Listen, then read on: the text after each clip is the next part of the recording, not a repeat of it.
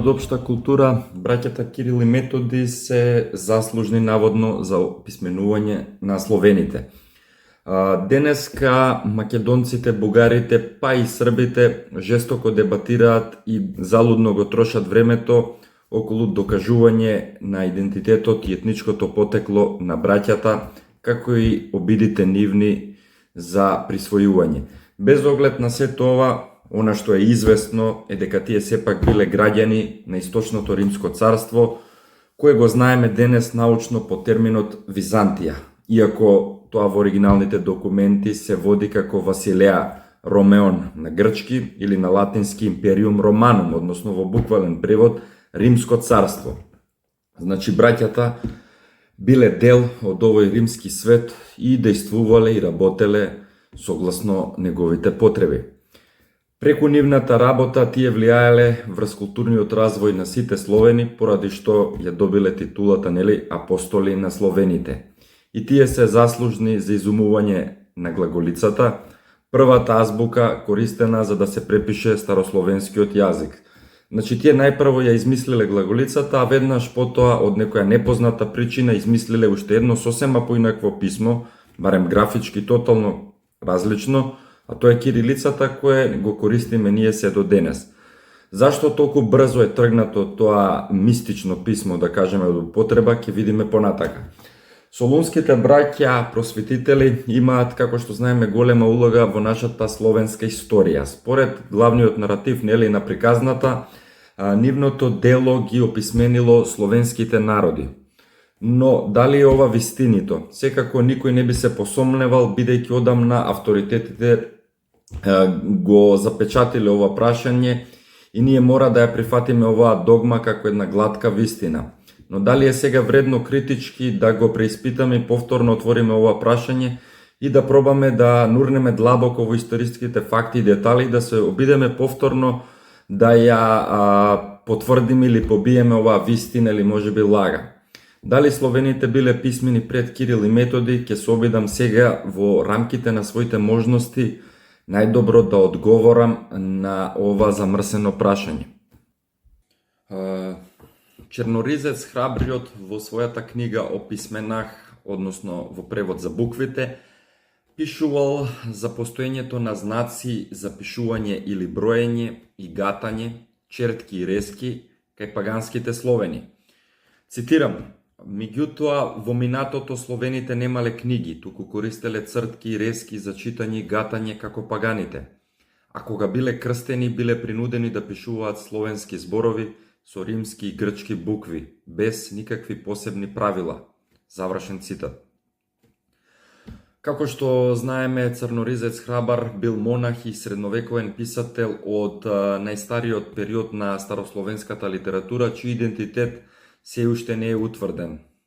Меѓутоа, постојат некои докази кои укажуваат дека Црноризец Храбар бил еден од учениците на Кирил и Методи, Климент или Наум, кои откако биле протерани од мисијата во Велика Моравија, ја преместиле својата работа и дејност на Балканот на преминот од 9 до 10 век.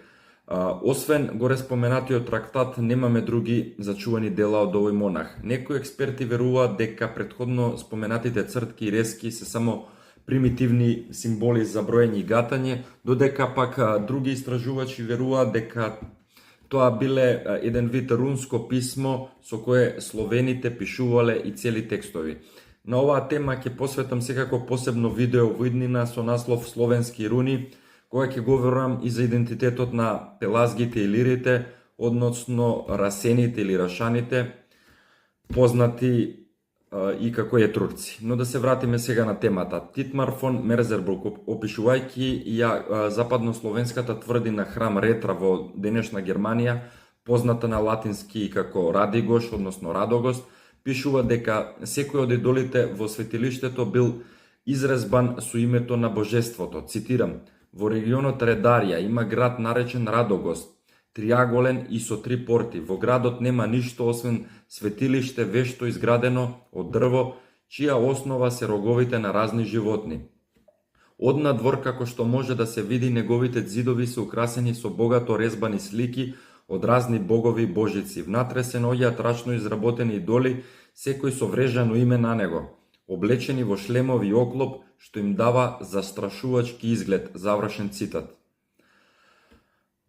Логично прашање кое се наметнува само по себе е прашањето кое било ова писмо што го користеле паганските словени во Северна Европа, со кое, како што прочитавме, ги запишувале имињата на своите богови. Овој храм секако подоцна е до темел уништен од христијанските инквизитори и до ден денеска не се зачувани овие идоли. Како што знаеме, житието на Методи и житието на Константин напишани се во средниот век врз основа на рани црковни документи кои за возврат раскажуваат за патувањата на Константин во 1860-тите години во Херсон на Крим, каде што идниот создавач на словенската азбука се подготвувал за црковен спор во Хазарскиот каганат, каде што открил некои мистериозни книги. Еве што пишува конкретно во житието на Константин, цитирам: Во Херсон Константин успел да го пронајде Евангелието и псалтирот напишани на руски јазик, како и лице кое го зборувало овој јазик. Разговарајќи со него, Константин го научил овој говор и врз основа на разговорот ги поделил буквите на самогласки и согласки. И со Божја помош наскоро почнал да ги чита и објаснува книгите што ги нашол. Завршен цитат. И како што се започна од тука, подоцна целата наука за историјата станува све поинтензивна. Голем број на научници тврдат дека не може да има руски книги со руско писмо во тоа време и мора да станува збор за некоја грешка во пишувањето или препишувањето. Житието на Методий, на латински Вита Методий, е споменик за хагеографијата на Свети Методий Солунски, напишана негде во 9 век на старословенски јазик и зачувано е во подоцнежните преписи од црквата. Авторот на текстот е анонимен, веројатно е негов ученик, а според стилот се претпоставува дека тоа е Гораст.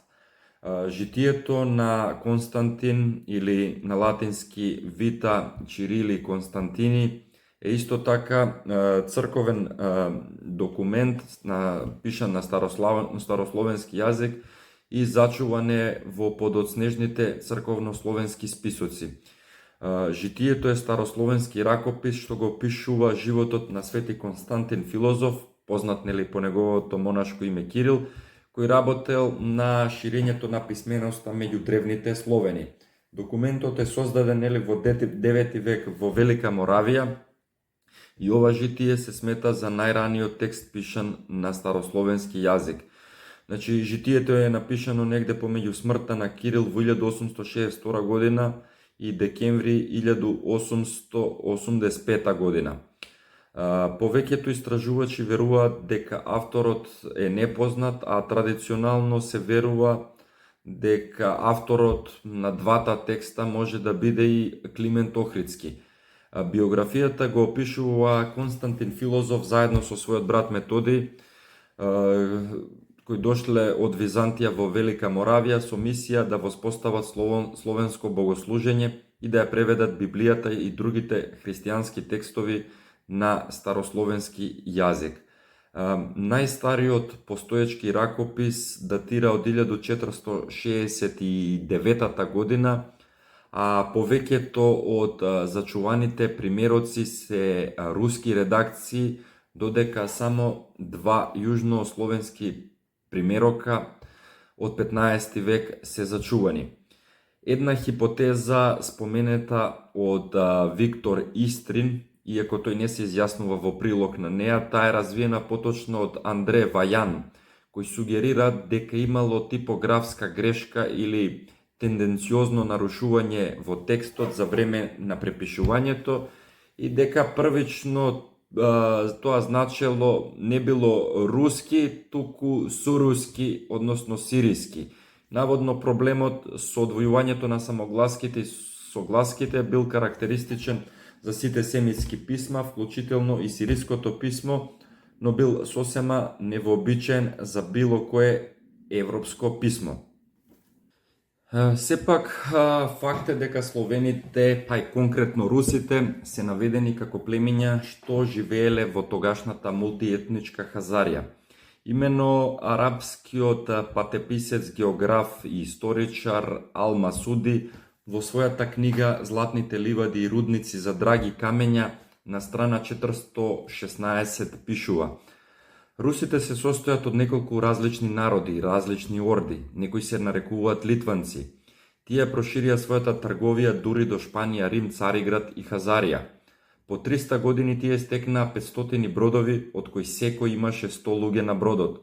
Го поминаа Дон, кој се отвара во понт и е во комуникација со реката Хазар, односно Волга. Според уставот на Хазарското кралство, во земјата има 9 врховни судии, 2 од нив за муслиманите, 2 за хазарите, кои се придржуваат до законите на петокнижието, кога изрекуваат пресуди, 2 за христијаните, кои се придржуваат до законите на Евангелието во своите одлуки, и по еден за словените и русите и остатокот од паганското население. Паганскиот судија одлучува според паганските закони, тој се води според законот на разумот. Ако пред него дојде важен случај, тој ги повикува муслиманските судии и им дозволува да одлучат во согласност со исламскиот закон. Завршен цитат. Друга хипотеза е дека Константин ги примил Евангелието и псалтирот на готски или на кримско-готски јазик, доста близок до скандинавскиот, а русите според норманската теорија биле германски народ, бидејќи кримските готи во тоа време се уште живееле на Крим недалеку од Херсон. Меѓутоа, потеклото и во овој случај на готите и нивната врска со вендите и во крајна линија со вандалите, односно словените, за кои зборував во претходната емисија, најдобро досега го објаснува овој феномен историчарот Александар Митич од Србија во своето дело Срби, готи, словени. Според некои други истражувачи, фактот дека во овој контекст терминот руски значи словенски, оригиналноста на ова толкување во текстот на житието се доведени во прашање. Сепак, норманската теорија за потеклото на Рурик и неговата Русија како германски народ е сепак политичка теорија која не држи вода. Тие не биле можеби словени во некоја племенска смисла, туку руси, но во јазична смисла зборувале словенски јазик според, да кажеме, сегашната дефиниција и формулација. Значи, до 10 век византиските автори правеле секогаш разлика помеѓу русите, племето Рус, кое напаѓало Византија, и словените, па затоа е можно така наречените руски списи да имале и малку поинаков дијалект. Не е толку невозможно ако знаеме, имаме предвид дека меѓу паганските народи во Хазарија, покај русите имало и словени.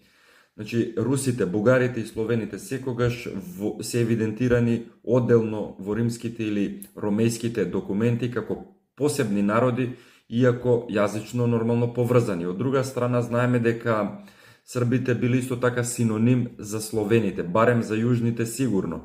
Например, во повелбата на Милутин, каде стои името Срби, во византискиот превод стои Склавос, односно словени. Истиот пример го имаме и во повелбата на Стефан Првовенчани, каде јасно се кажува и да не емле србин влаха без суда. Тоа е преведено на латински како et tut claus non aperhedant ragusseum sine judicio. Истиот случај и со уговорот на Стефан Немања и Дубровчаните, каде без исклучок се користи името Склаус за србите и Немањич. Значи, уговорите се пишени на српски јазик и го содржат исклучиво името Србин и никогаш Склавен или Склавин словен.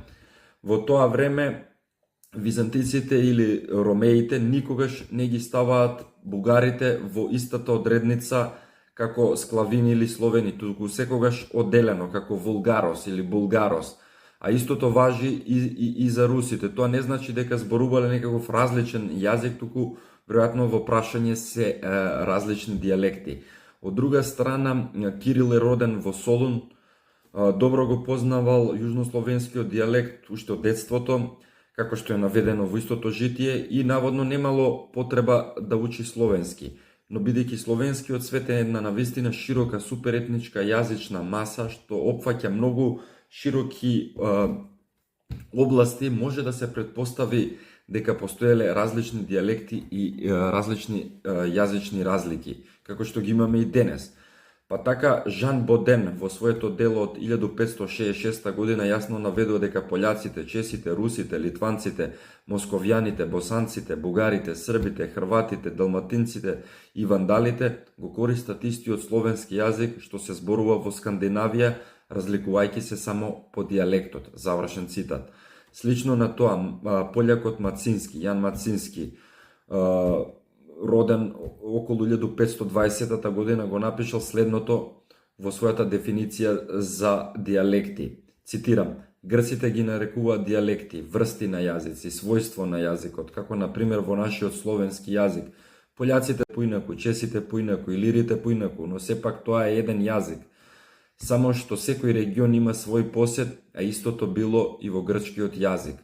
Сосема е веројатно дека некои Словени имале писмо и писменост, иако истото житие директно зборува за недостатокот на писмо кај словените. Кога Константин го прашал римскиот, односно византискиот император Михаил III, кој бил негов и школски другар за списите на словенскиот јазик, императорот одговорил дека неговиот дедо и татко и многу други ги барале, но не ги нашле. Ова би можело да укажува дека тие самите претпоставувале и од некаде слушнале и знаеле за некаква словенска писменост која веројатно не била во широка употреба масовно меѓу целото население што го зборувало овој јазик. Како што видовме, имал разни варијации и дијалекти, но ова би можело да значи дека писмото било резервирано и строго доверливо само за свештениците или жреците кои го чувале во тајност.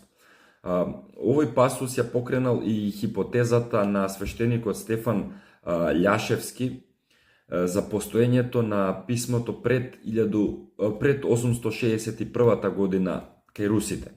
Љашевски верувал дека директните предци на русите биле сарматите, поточно племето забележено од грците како Роксолани, кои живееле на Крим, го зборувале јазикот на Бравелинското евангелие, Псалтерот и Влесовајата хроника.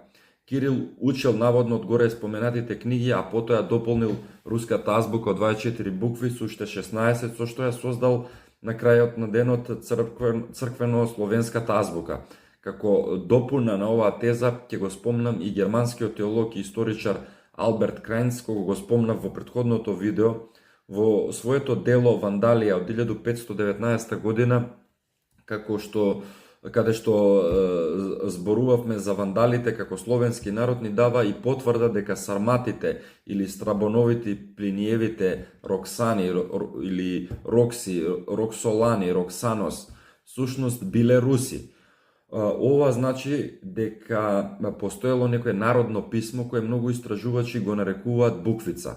Но ова прашање ќе се вратам и малку покасно. Рока Анджело, роден 1545 година, бил еден италијански хуманист, библиотекар и епископ, основач на библиотеката Анджелико во Рим. Во својата книга Библиотека Апостолика Ватикана од 1591 година тој ни дава список на народи кои го зборуваат илирскиот јазик по азбучен ред.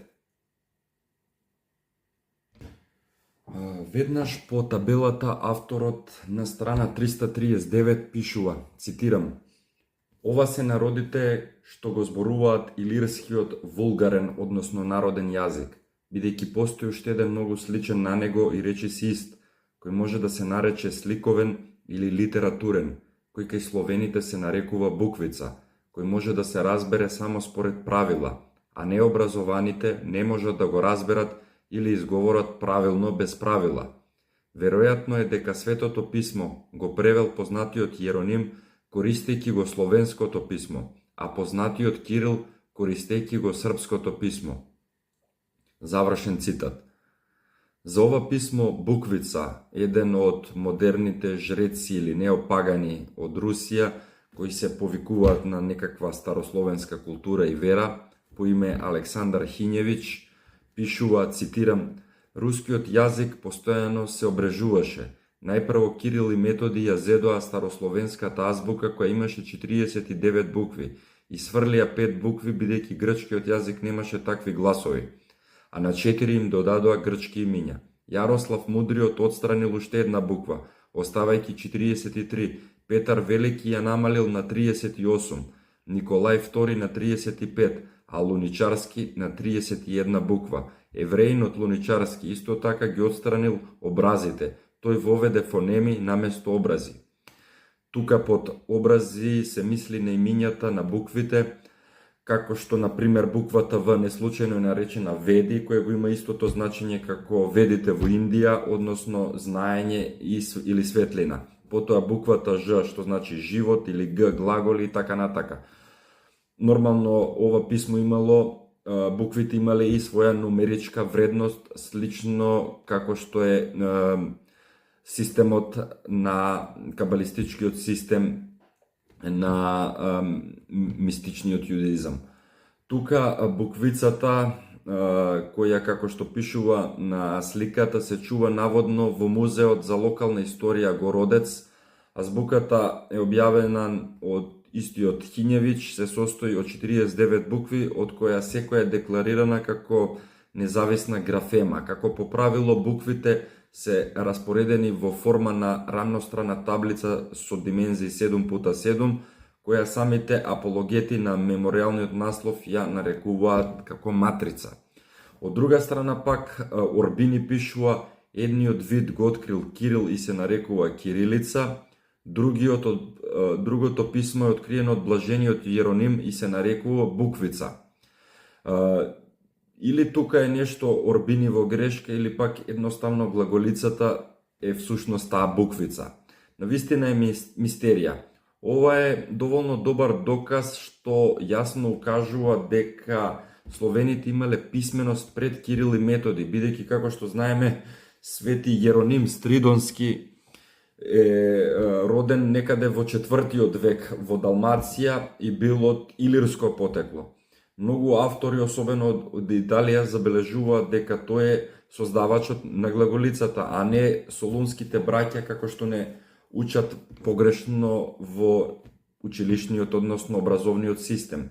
Во книгата со наслов Мануел типографик де Форниер, или во превод Форниевиот типографски прирачник, том 2 од 1764 година, како што можеме да видиме, прикажани се илирското глаголичко писмо, забележано како Илиријан де се Јером, кое му се препишува на Свети Јероним, како што кажавме. Потоа имаме и тука едно непознато словенско писмо, забележано како Есклавон, а од десната страна е прикажана уште една верзија на глаголичкото писмо, означено како бугарско, односно булгаре.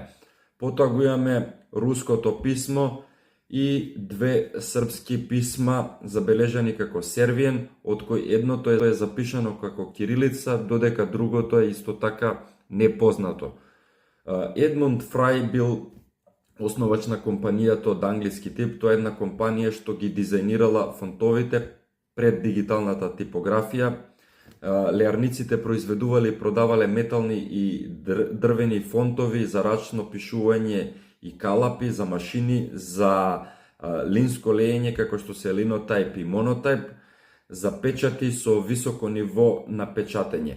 Во 1798 година тој го дистрибуирал проспектот од неговата главно дело, кое се бавел и бил ангажиран 16 години и е објавено како пантографија, кое содржало точни копии од сите познати азбуки во светот, заедно со англиското објаснување за посебната сила и моќ на секоја буква, на што биле додадени копии од сите компетентни или сеопфатени прегледи на јазиците, формирајќи така на тој начин еден сеопфатен преглед на фонологијата.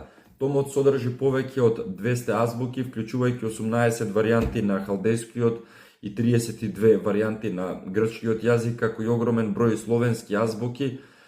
За ова дело Фрај бил награден со златен медал неколку години по неговата смрт. Во својата пантографија тој ни го приложува исто така тоа непознато словенско писмо. Исто така тој ни дава приказ на бугарската глаголица, каде е запишал Бугарија е покрајна на Турција, нели, Отоманска империја.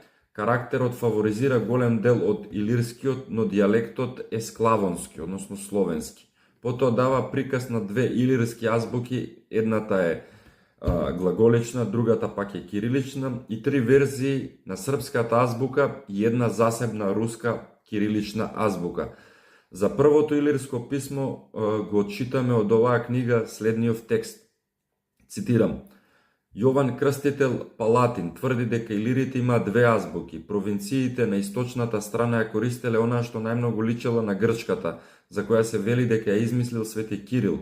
Оние на запад ја користат на Свети Јероним, за кој се вели дека е автор на приложената, но Авентин во четвртата книга од своите анали вели дека околу времето на Христос некое лице по име Методи, епископ и роден во Илириум, ја измислило оваа азбука и ги превел светите списи на неа, убедувајќи го народот да престане да го користи латинскиот и церемониите на Римската црква. Завршен цитат. Ова е навистина една збунувачка ситуација, бидејќи наведениот Методиј според Авентин живеел во времето на Христос, односно во првиот век, и не се работи дефинитивно тука за братот на Константин. И се наоѓаме сега во една навистина и проблематична ситуација од хронолошка природа, за која треба да се говори отворено, некогаш во некоја можеби наредно видео, бидејќи ако е точно дека Свети Методиј, како е точно ова излага дека Свети Методиј, христијанството како што го знаеме денес, ова сегашно така наречено грчко православие или греко-католицизам, е пред се создадено во 9-10 век, 11 век, но да не навлагаме сега премногу во некои длабоки теми, да кажем исто така дека во истава книга е дадено и далматинското глаголично писмо, каде се вели, цитирам: буквите што ги користат хрватите е ист како илирскиот. Јазиците на овој народ, далматинците, илирите, склавонците, односно словените и така натаму, сместени во овој дел од Европа, се изговараат многу слично на италијанскиот, а подолу пишува, се вели дека ова писмо го измислил Свети Јероним. Многу е тешко да се изговори, но сепак многу мисали и бревијарот од латинскиот, па дури и Стариот и Новиот Завет се преведени на него од хебрејскиот и грчкиот. Завршен цитат. Тука повторно гледаме дека Јероним се смета за творец на глаголицата. Но ова го пишуваат и многу други автори, ова не е еден, да кажеме, изолиран случај. Ибан Фадлан бил еден арапски пратеник во Волшка Бугарија во 922 година, каде зборувал за моралот и обичаите на русите кои пристигнале во Бугарија поради трговски прашања. Според неговото сведоштво, ритуалното палење на починатиот припадник на племето, русите оставале надпис на самиот гроб. Еве тоа како изгледа, цитирам: потоа на местото на овој чамец, кој го извлекле од реката, изградиле нешто како кружен рид и поставиле големо парче хаданга, тоа е бела топола или бреза. На него го напиша името на нивниот покоен сопруг и името на царот на Русија и си заминаа. Ибан Фадлан не оставил никакви детални белешки тука за етнографската припадност на русите. Од друга страна, арапскиот писател Ибн ал-Надим во неговиот каталог на информации за веродостојните научници и старите и модерните и насловите на нивните книги, позната е како оваа книга како Китаб ал-Фихрис на арапски, известува исто така за руските букви. Цитирам: еден ми кажа, на чија вистина се потпирам, дека еден од царевите на планината Кабак на Кавказ го испратил кај царот на Русија. Тој тврдел дека му дале писмен документ врежан на дрво. Ми покажа парче бело дрво со слики на него. Не знам дали беа зборови или поединечни букви, како ова. Завршен цитат. Извештајот на Ибн Надим е представен во Сан Петерсбург во научниот извештај на арабистот Христијан Даниловиќ Фран од 1835 година. Се претпоставува дека надписот е направен на брезова кора. Исто така персискиот историчар од 13 век Факир и Мудабир било преведено од Бартолд, исто така запишал, цитирам, Хазарите исто така имаат писмо кое доаѓа од русите, гранка на румите, која е блиску до нив, и тие го користат ова писмо, се мисли на хазарите. Го нарекуваат руми рус. Хазарите пишуваат од лево кон десно и буквите не се поврзани една со друга. Тие имаат 21 буква. А првично овие биле напишани на арапски јазик. Потоа, гранката на хазарите што го користи ова писмо го исповеда јудизмот. Завршен цитат. Според Висоцки и според Зализњак, сведоштвото на овој автор се однесува пред се на поврзаноста на кирилицата со грчкото, односно румското писмо. Арапскиот историчар Ал-Масуди, кој починал во 956 година во своето дело Ливади од злато и рудници од драги камења, што веќе го спомнав, известил дека открил пророштво врежано на некој камен во еден од руските храмови. Цитирам: во словенските региони имало градби кои биле почитувани, меѓу другото имале градба на планина за која филозофите пишувале дека е една од највисоките планини во светот. За оваа зграда се зборува поради квалитетот на нејзината изградба, распоредот на различните камења и нивните различни бои, дупките направени во горниот дел, тоа што било направено во тие дупки за наблюдување на изгреј сонцето, скапоцените камења поставени и обележани со знаци, символи, кои укажуваат нивни настани и предупредуваат на настани пред да се случат. Завршен цитат. Руско-византискиот договор од 911 година споменува исто така писмени тестаменти на представници на рускиот народ кои живееле во Цариград. Во превод, цитирам, за русите во служба на грчкиот император во грчката земја. Ако некој почне без да се ослободи од својот имот, а нема свој во Грција, нека неговиот имот се врати во Русија, кај неговите најблиски помлади роднини. Ако направите тестамент, тогаш оној на кого му пишал да го наследи неговиот имот, ќе го земе она што е негово. Завршен цитат. Покрај тоа, во договорот од 911 година има исто така индикација дека Русија и Византија претходно ги решавале спорните прашања не само усно, туку и писмено. А договорот од 944 година зборува за гласнички писма од руските кнезови до грците, кои им биле давани на амбасадорите и гостите што оделе во Цариград. Сепак, текстот на договорот не објаснува што представувале тестаментите и гласниците, на кој јазик биле напишани и кое писмо го користеле авторите. Претходно се верувало, например, според Обнорски, дека договорите со грците биле преведени на старословенски јазик синхроно со склучување на самите договори, но современите истражувања, например, на Јан Малингуди, покажуваат дека преводот вклучен во сказната за минатите лета потекнува наводно од византиска некоја тетрадка од 11 век која била освоена во Русија. И Ибн Фадлан и Ел-Масуди и Фахар Адин биле запознати со латиницата и грчкото писмо, секако ги знаели најблиските семитски јазици и дијалекти, а со самото тоа е исклучено дека виделе надписи направени на било кој друг јазик, освен рускиот. Заклучок, тоа е независно словенско писмо. Постојат исто така индикации за постоење на писмо што може да се види од договорот за примирие меѓу Русите и Византија.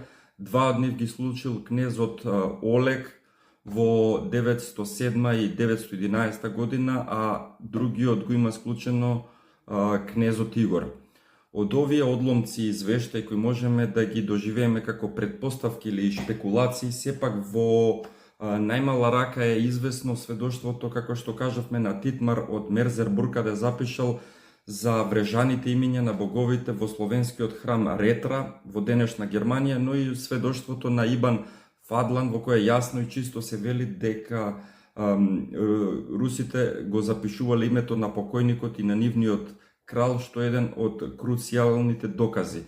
Првата мисија, како што знаеме, на Константин Филозоф била извршена меѓу словените на територијата на денешна Македонија во првата половина на 9 век. Во науката таа е позната како брегалничка мисија, зашто главно се одвивала меѓу словените кои живееле по текот на реката Брегалница.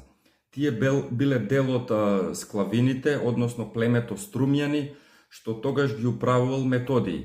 Ние веќе објаснивме дека во тоа време секогаш склавините, односно словените и бугарите, се наведуваат одвоено како различни народи за разлика од денес. Константин Филозоф како мисионер требало да го помогне својот постар брат во придобивањето на немирните Струмјани на византијска страна, но и во борбата против жестоките бугари кои и текако и прекоселе на оваа империја. Според официјалната верзија, повеќе годишната мисионерска дејност на Константин Филозоф меѓу словените по текот на Брегалница била крунисана во 855 година со создавање наводно на словенската азбука глаголицата. Наводно ова епохално откритие Константин го постигнал со помошта на својот брат Методиј. И создадената словенска азбука, која најпрво била наменета за словените од Македонија, се состоела од 38 букви, од кои, како што запишал Црноризец, едни биле составени по образ на грчките букви, а други пак според словенскиот збор. Меѓутоа, ние видовме дека творецот на глаголицата е илирот, односно словенот Свети Јероним од Далмација, од 4 век, како што ни известуваат многу автори од една страна, или пак некој друг Методиј кој живеел дури во времето на Христ, како што известува Авентин. Потоа, наводно на почетокот филологот Константин создал 32 букви, а потоа придодал уште 6. Уште додека действувал меѓу словените по Брегалница, а особено во градот Равен, кој исто така лежал на оваа река, според податоците од зачуваните житија, Константин покрстил тука 54.000 некрстени словени, а исто така им напишал и книги на словенски јазик. Како дошло до ова покрстување, мене ми е нејасно, но не треба да заборавиме дека тие наследно како една аристократска фамилија се деца кои припаѓаат на дрангурите, односно на воените одреди. И според средновековното панонско житие на Константин, испаѓа дека словените биле писмени во времето на неговата мисија, каде, да повторам, во самото житие негово пишува, цитирам: во текот на мисијата на Крим 860 нему му го покажа Евангелието и псалмите напишани со руско писмо. Константин соопштува дека никогаш порано не го видел, но ги научил за изненадно брзно време. Завршен цитат. Тој тука пронашал неколку, мислам, 2 книги пишани на овој руски или рашки јазик. Всушност, воопшто не е чудно што овие предрасуди тука се побиени од никој друг, туку од самиот папа Јован VIII, кој живеел во исто време, кога Кирил и Методи активно действувале, по фактот дека тој всушност го спасил Методиј од германските затвори. Значи, во 878 година овој папа Јован го крунисал Луј II за крал на Франција, тој исто така крунисал двајца свети римски императори, Карло II и Карло III, а папата Јован бил убиен на 16 декември 882 година и тој е првиот папа кој е убиен, а бил убиен поради неговата хомосексуална ориентација и тој е убиен од жена во чиј сопруг папата се заљубил. И ова воопшто не е чудно доколку ја познаваме целата оваа една перверзна и декадентна историја на Римската црква. И особено во писмото што тој го напишал во одбрана на Кирил и Методи, кои на словените им го препродавале имено словенскиот јазик, тој ја напишал следнава реченица: дека писмото не било измислено од Кирил и Методи, тие не ја создале, туку ја возобновиле писменоста. Значи ја возобновиле од поранешните и некогашните веќе постојачки словенски писма. Јован VIII бил од Италија, пород од Рим, што го поминал својот живот во Рим, и тој имал некоја причина што кажал дека Константин Кирил, филозофот, може да продолжи со својата света мисија, имено на римјаните без оглед на грците или латините. им одговарало да се прилагоди за словените римското христијанство. Многу важно им било и на Константинопол и на Ватикан да се откажат словените, да се преобратат од својата родна вера и да им се наметне новата религија што милом, а што силом. Затоа Ватикан, епицентарот на злото, ги прогласува нив за рамноапостолски и ги канонизира за светци. Значи, Свети Кирил и Свети Методи се родени браќа од Солун, од едно угледно и богато ромејско семејство, од татко Лео и мајка Марија. Постариот брат Методий, како воен официр, значи, ги имал под контрола словените во тие краишта, а подоцна се оддалечил на гората Олимп и се предал на монашкиот подвиг. Овде покасно му се придружува и братот Кирил. Значи, повторно целта на нивната мисија е од еден политичко-религиозен карактер, што е во интерес на Римската империја, без оглед дали се работи за источното или западното царство. Односно, требало да се одродат словените од нивната матична верска врска, која почивала на еден сосема друг поредок. Како што знаеме, Константин во Рим се разболел и се замонашил во еден грчки манастир, превземајќи го при тоа монашкото име Кирил, односно Кирилос, што значи господин. 50 дена после тоа умрел, а заедно со својот брат 980 година се прогласени за светци и за заштитници на Европа. Константин филозоф бил наводно еден од најдобрите лингвисти, теолог и современик на Фотиј I. Првата мисија меѓу словените бил представник на византискиот цар и својот школски другар Михаил III и бил испратен исто така меѓу арапите во Самара на Тигар околу 851 година и кај хазарите заедно со својот брат.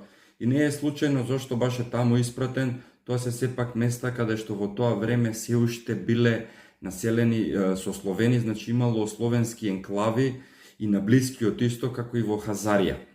Во текот на мисијата меѓу хазарите, браќата на Крим, односно во Херсон, наишле на моштите од папата Климент I, како и Евангелието и псалтири пишани со руски букви. Овој јазик од некои научници и лингвисти бил дефиниран, како што кажав, како готски јазик, но ајде поубаво ова да го образложиме за да не постане тука некоја забуна. После расколот, поради незиното солунско источно потекло, Римо-католичката црква не знаела што ќе прави со кирилицата. Одма после шизмата на црковниот собор во Сплит 1060 година ја анатемирале кирилицата како неспорно својство за словените. На источната црква во пакет со забраната за пуштање брада и женитба на свештениците. Кирилицата во таа прилика во латинските документи ја нарекуваат како готско писмо, готикас литерас, со кој се пишува истиот словенски јазик и неадам славоника лингва, поради што јасно се гледа дека тука готите се сметани за словени. Во текот на својата мисија меѓу словените во Великоморавската кнежевина на кнезот Растислав, браќата наишле на удар од германското свештенство, кое на тој простор ширело христијанство на латински јазик, поради што биле приморани околу 867 година да отидат во Рим. Според своје лично убедување и мислење, очигледно е дека германското свештенство не било обавестено за нивното делување на овој простор, па затоа им бил извршен притисок. Односно, станале и премногу, можеби, сомнителни, да не се случајно некакви инфилтранти, бидејќи германските свештеници имале поинаков пристап во текот на своите ѕверски делувања. Откако тие пристигнале во Рим, веднаш тие си добиле дозвола од папата за спроведување на својата мисија, бидејќи исто така тоа им било од голема полза, како што кажав, на самиот Рим. На тој пат застанале и во Панонската кнежевина кај кнезот Коцелј, започнувајќи да го продолжат богослужењето на црковно-словенскиот јазик, и самиот тука одржал служба со него во катедралата на Свети Петар. Иако биле против словенската литургија, бидејќи според така наречената тројазична теорија постоеле само наводно 3 светски јазици со кои може да се вршат верските богослужби, а тоа се хебрејскиот, грчкиот и латинскиот. Но сепак им било дозволено да шират пред се христијанска религија како главно, а како споредно таа да биде на словенски јазик како некој компромис, токму за оние најжестоки словени кои воопшто не сакале да пристапат кон изучувањето и говорењето активно на овие јазици, па затоа за нив започнала првичната етапа на обновениот и систематски компонираниот црковно словенски јазик. Папата Адриан, мислечини Адриан II, предходникот на Јован VIII, во византиските мисионери видел добри помагачи во борбата за разлика од осилените и непослушни франачки надбискупи и нивните суеверници, па затоа и свечено ги примил. Методи во Моравија наводно ја превел Библијата на словенски јазик. Што би можеле да заклучиме од сето ова? За крај би го цитирал Достоевски. Пушкин, прв со својот длабок, оштар и гениален ум и чисто руско срце го пронашол, открил и назначил главниот феномен на болеста на нашата интелигенција, историски одвоена од почвата на општеството која се шири кај народот. Чест и слава за неговиот голем ум и гений, кој одговорил на самиот најболен чир проникнат од петровските општествени реформи. Со неговата искусна диагноза мораме да ја означиме и да ја процениме нашата болест, и тој прв дал утеха, бидејќи тој исто така дал и голема надеж дека болеста не е фатална и дека руското, односно словенското друштво може да се излечи, може повторно да се обнови и воскресне доколку луѓето и се приклучат на вистината. Иако за многу работи не се согласувам, а воедно и поради самиот начин на неговата интерпретација и пренос, веројатно и како постара особа од едно сосема поинакво време кое не баш најдобро се снаоѓа во новата ера, но сепак Јован Деретич исто така ја детектирал оваа аномалија и едноставно се надоврзува на оваа теза. Па да погледнеме. Чирло и Методије е една гнусна подвала. Зашто? Jer oni nisu pismljavali nikog i ništa. Ovako, to je dogovor patrijarha Fotijusa i pape Nikole. Oni su, prvo Fotijus, ko je bio Fotijus? On je bio carigradski patrijarh, jer posle dolaska Grka na carigradski presto, prvi Grk koji je došao na presto Vizantije bio je Mihajlo Rangabe 811. godine. Do tada nije bilo Grka, bili su Srbi, Jermeni i drugi. Od tada se menja politika te države prema Srbiji i prema Srbima. Dolazi za patrijarha Fotijos, koji osniva biblioteku pri Haja Sofiji. Njegov bibliotekar bio je Konstantin, zvani Čirilo. On je organizovao prepisivanje starih knjiga. Da li je sve prepisivao ili nije, to je pitanje. Ali sve one knjige koje on bio prikupio da prepisuje su originali nestali. 280 originala. I onda šalje ga u Moravsku da sprovodi politiku, da je on doneo pismo da Sloveni, uključujući Srbe naravno, nisu imali pisma, da su bili nepismeni varvari, a da će ih on opismeniti. Pa je taj isti Konstantin ostavio jedan zapis. Sloveni nisu imali pismena ni knjiga, nego su pisali crtama i rezama i potpisao Černorizac Hrabar. Černorizac Hrabar ne postoji. To je on. Da bi rekao da je on doneo pismo. Znači, narod koji opismenjuje Evropu i svet je bio nepismen. I to je plan patrijarha Fotijosa koji je podržao Papa Nikola. E sad, kada je moravski knez video o čemu se radi, on je najurio Konstantina, Kirila. On je otišao u Vatikan, tamo je i umro. Pa je Papa dao arhijepiskopski čin njegovom bratu, isti, Metodiju, pa i Metodije došao u sukob sa knezom Moravskim, pa je pobegao kod Nemaca i otuda hteo da zabrani srpski jezik u crkvenoj službi u Moravskoj i da izopšti kneza iz crkve. To nije uspeo i on je otišao za Vatikan. Čirilo i Metodije to je jedna sramna podvala. To je užas. koja je isfabrikovana od dvojice ljudi koji su imali strah od Srba, tog slovenskog velikog naroda, koji im je dao sve, i kulturu, i hrišćanstvo, i pismenost, i sve, apsolutno sve.